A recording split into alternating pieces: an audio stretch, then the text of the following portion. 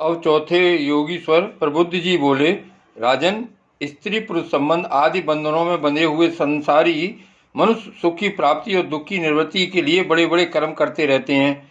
जो पुरुष माया के पार जाना चाहता है उसको विचार करना चाहिए कि उनके कर्मों का फल किस प्रकार विपरीत होता जाता है। वे सुख के बदले दुख पाते हैं और दुख निवृत्ति के स्थान पर दिनों दिन दुख बढ़ता ही जाता है।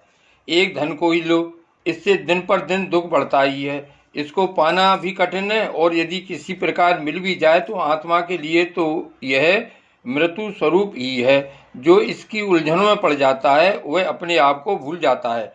इसी प्रकार घर, पुत्र, स्वजन, संबंधी, पशुधन आदि भी अनित्य और नाशवान ही हैं। यदि कोई इन्हें जुटा भी ले तो इनसे क्या सुख शांति मिल सकती है। इसी प्रकार जो मनुष्य माया से पार जाना चाहता है उसे यह भी समझ लेना चाहिए कि मरने के बाद प्राप्त होने वाले लोक परलोक भी ऐसे ही नाशवान हैं, क्योंकि इस लोक की वस्तुओं के समान वे भी कुछ सीमित कर्मों के सीमित फल मात्र हैं। वहाँ भी पृथ्वी के छोटे छोटे राजाओं के समान बराबर बालों से होड़ अथवा लाग डांट लगी रहती है। अधिक ऐश्वर्य और सुख वालों के प्रति छिद्रान्वेषण तथा ईर्षा द्वेष का भाव रहता है। कम सुख और ईर्षा वालों के प्रति घृणा रहती है। एवं कर्मों का फल पूरा हो जाने पर वहाँ से पतन तो होता ही है, उसका नाश निश्चित है। नाश का भय वहाँ भी नहीं छूट पाता। इसलिए जो परम कल्याण का जिज्ञासु हो उसे गुरुदेव की शरण लेनी चाहिए। गुरुदेव ऐसे हों जो शब्द ब्रह्म वेदों के पारदर्शी विद्वान हों, जिससे वे ठीक ठीक समझा सकें और साथ ही पर ब्रह्म में परिनिष्ठित तत्वज्ञानी भी हों, ताकि अपने अनुभव के द्वारा प्राप्ति हुई रहस्य की बातों को बता सकें। उनका चित्त शांत हो, व्यवहार के प्रपंच में विशेष प्रवृत्त न हो। जिज्ञासु को चाहिए कि गुरु को ही अपना परम प्रियतम आत्मा और इष्ट देव माने, उनकी निष्कपट भाव से सेवा करे और उनके पास रहकर भागवत धर्म की, भगवान को प्राप्त कराने वाले भक्ति भाव के साधनों की क्रियात्मक शिक्षा ग्रहण करे। इन्हीं साधनों से सर्वात्मा एवं भक्त को अपने आत्मा का दान करने वाले भगवान प्रसन्न होते हैं। पहले शरीर, संतान आदि में मन की अनासक्ति सीखे, फिर भगवान के भक्तों से प्रेम कैसा करना चाहिए यह सीखे। इसके पश्चात प्राणियों के प्रति यथा योग्य दया, मैत्री और विनय की निष्कपट भाव से शिक्षा ग्रहण करे। मिट्टी, जल आदि से वह शरीर की पवित्रता, छल कपट आदि के त्याग से भीतर की पवित्रता, अपने धर्म का अनुष्ठान, सहन शक्ति, मौन, स्वाध्याय, सरलता, ब्रह्मचर्य, अहिंसा तथा शीत उष्ण सुख दुख आदि द्वंद्वों में हर्ष विषाद से रहित होना सीखे।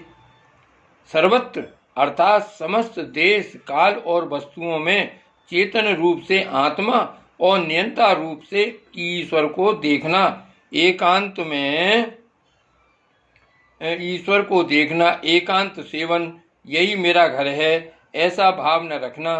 गृहस्थ हो तो पवित्र वस्त्र पहनना और त्यागी हो तो फटे पुराने पवित्र चिथड़े, जो कुछ प्रारब्ध के अनुसार मिल जाए उसी में संतोष करना सीखे। भगवान की प्राप्ति का मार्ग बतलाने वाले शास्त्रों में श्रद्धा और दूसरे किसी भी शास्त्र की निंदा न करना। प्राणायाम के द्वारा मन का, मौन के द्वारा वाणी का और वासनाहीनता के अभ्यास से कर्मों का संयम करना, सत्य बोलना, इंद्रियों को अपने अपने गोलकों में स्थिर रखना और मन को कहीं बाहर न जाने देना सीखे। राजन, भगवान की लीलाएं बहुत अद्भुत हैं। राजन, भगवान की लीलाएं अद्भुत हैं। उनके जन्म, कर्म और गुण दिव्य हैं। उन्हीं का श्रवण, कीर्तन और ध्यान करना तथा शरीर से जितनी भी चेष्टाएं हों सब भगवान के लिए करना सीखे। यज्ञ, दान, तप अथवा जप, सदाचार का पालन और स्त्री, पुत्र, घर, अपना जीवन, प्राण तथा जो कुछ अपने को प्रिय लगता हो सबका सब भगवान के चरणों में निवेदन करना, उन्हें सौंप देना सीखे। जिन संत पुरुषों ने सच्चिदानंद स्वरूप भगवान श्री कृष्ण का अपने आत्मा और स्वामी के रूप में साक्षात्कार कर लिया हो, उनसे प्रेम और स्थावर जंगम दोनों प्रकार के प्राणियों की सेवा, विशेष करके मनुष्यों में भी परोपकारी सज्जनों की और उनमें भी भगवत प्रेमी संतों की करना सीखे। भगवान के परम पावन यश के संबंध में ही एक दूसरे से बातचीत करना और इस प्रकार के साधकों का इकट्ठे होकर आपस में प्रेम करना, आपस में संतुष्ट रहना और प्रपंच से निवृत्त होकर आपस में ही आध्यात्मिक शांति का अनुभव करना सीखे। राजन, श्री कृष्ण राशि राशि पापों को एक क्षण में भस्म कर देते हैं। सब उन्हीं का स्मरण करें और एक दूसरे को स्मरण करावें।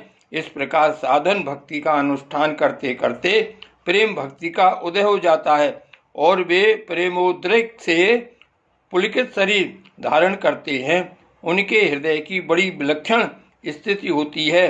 कभी कभी वे इस प्रकार चिंता करने लगते हैं कि अब तक भगवान नहीं मिले, क्या करूं, कहाँ जाऊं, किससे पूछूं, कौन मुझे उनकी प्राप्ति करावे। इस तरह सोचते सोचते वे रोने लगते हैं। तो कभी भगवान की लीला की स्मृति हो जाने से ऐसा देखकर कि परमेश्वरशाली भगवान गोपियों के डर से छिपे हुए हैं, खिलखिलाकर हंसने लगते हैं। कभी कभी उनके प्रेम और दर्शन की अनुभूति से आनंद मग्न हो जाते हैं, तो कभी लोकातीत भाव में स्थित होकर भगवान के साथ बातचीत करने लगते हैं। कभी मानो उन्हें सुना रहे हों, इस प्रकार उनके गुणों का गान छेड़ देते हैं और कभी नाच नाच कर उन्हें रिझाने लगते हैं। कभी कभी उन्हें अपने पास न पाकर इधर उधर ढूंढने लगते हैं, तो कभी कभी उनसे एक होकर उनकी सन्निधि में स्थित होकर परम शांति का अनुभव करते और चुप हो जाते हैं।